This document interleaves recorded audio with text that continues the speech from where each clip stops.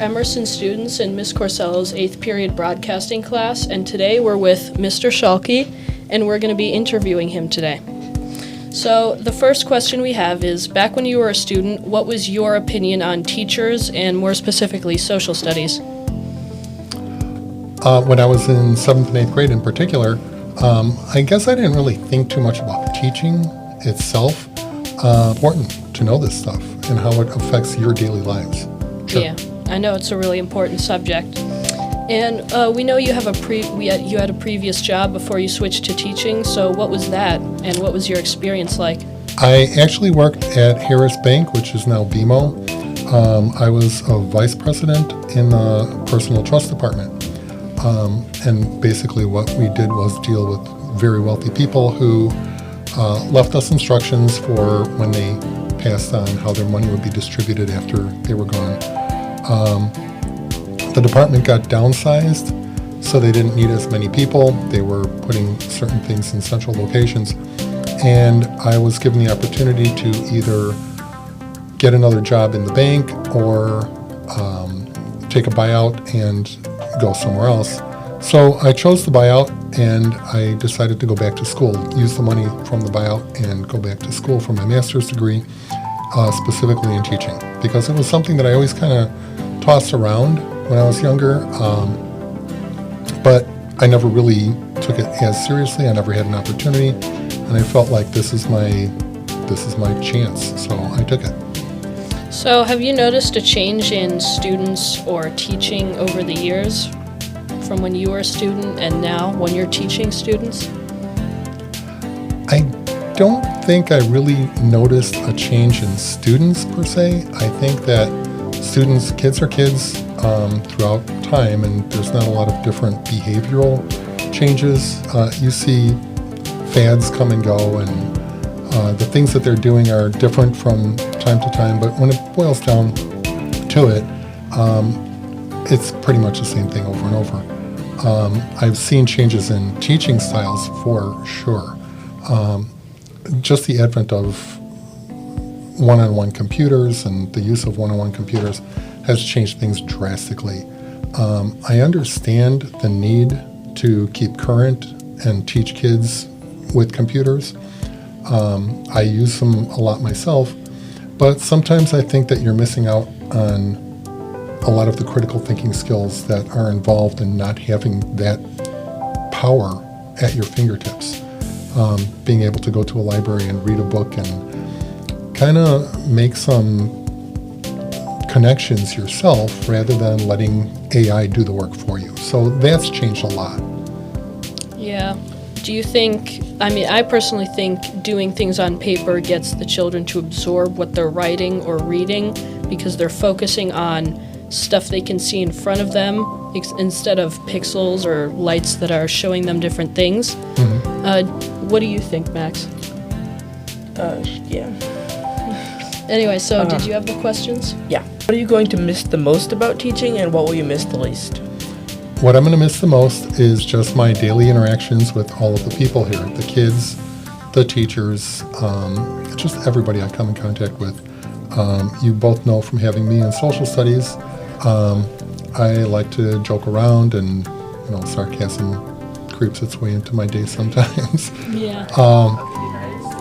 But that's something that just makes the time go by, and talking with other teachers, just that human interaction is something that I'm fearful that I might not have this level of. And I don't know that there are a lot of people that have the same level of human interaction as a teacher does necessarily. But that's something I'm going to miss. Something I'm not going to miss.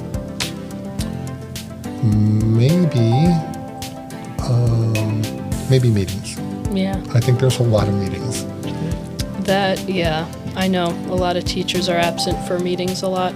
Yeah. But I know in movies or people always make social studies or history out to be a boring class where a teacher talks the whole time and about whatever.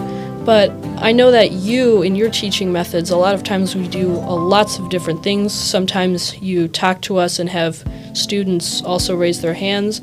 Sometimes we do activities, sometimes we watch movies or documentaries, and then sometimes we do in-person activities like the factory one where we had the assembly line with the gingerbread cutout people. Yeah. So I think, were you actively trying to teach in a different way so that students would get more just happy about what they're doing? Absolutely. I think that there are a bunch of different types of learners. I am the type of learner, I'm a tactile learner. I need to actually see things and do things in order to best learn, which is not to say that I don't read, but if I can imagine, or better yet, actually do things, it sticks with me better. And I know when I am trying to make sense of stuff myself, I think about my thinking and what I'm actually feeling at that time that makes me understand what I'm reading. So a lot of the things that I do for you are things that I kind of try out first as I'm planning a lesson, and I really pay close attention to see what I'm doing so that I understand, and then I pass it along to you and say, this is what I've done, and maybe this method is going to help you understand better too. Kind of like with note-taking, I really don't care what type of notes you take, but I've told you before, we've done the gist and Cornell notes in a bunch of different other ways. Yeah. Just pick one that works for you. Pick some method, some strategy that's going to work for you. And I know not everybody is a tactile learner. Some people can get things through hearing information. Some people like to read. Whatever works for you, just make yourself successful. Okay, great. We have one more question for you today, which I'm sure a lot of students are curious about. It is, how are you going to spend your retirement? Oh boy.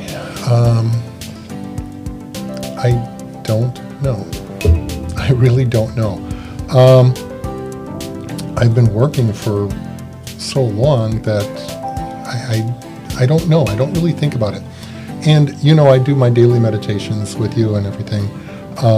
I'm a big believer in trying to keep myself from thinking too far out in the future and just taking things day by day and looking at what's in front of me. I am kind of applying that right now. I'm kind of focusing on what I have to do right now as I wrap up my teaching career. We'll see. I don't know what opportunities are going to be out there for me. I could be thinking one thing and something else presents itself, and I would never have guessed that. So, long story, long answer to a question, but the answer is I really don't know what I'm going to do. So I know that teaching or your job is a big part of your life, especially when you're working with other people. And when it's in the past, some people are excited and relieved, and some people feel sadness, or they're just thinking about the golden times in their life. So do you think you'll be reminiscing about this time in the future? Absolutely. I don't know how you couldn't. Spending such a huge part of my life as a teacher, it's hard not to. All of the people I've met here, all of the things that I've seen here, of course I'm not going to forget this anytime soon. I think that there's a mixture of emotions. There's going to be some sadness in having to leave this, but I think that just comes from uncertainty about what the next portion of my life is going to hold for me. Definitely, sometimes I'm feeling eager about going. Sometimes I'm really nervous about leaving. There's just a whole gamut of emotions. But I am thankful, and that's the constant, is I'm thankful that I had this opportunity, that I was able to actually see this opportunity for what it was and actually jump on it and jump into teaching, because I would have missed a lot if I didn't. Yeah. Well, I feel bad for the incoming 7th graders who aren't going to have you as a social studies teacher. Okay. But I hope there's someone good to fill your place, because I know we're all going to miss you. Oh, thank you. That's very nice to hear. I appreciate it. Well, thank you for being with us today. We really enjoyed having this conversation. Okay. And yeah, I hope you have a great retirement. Thank you. Thank you for having me.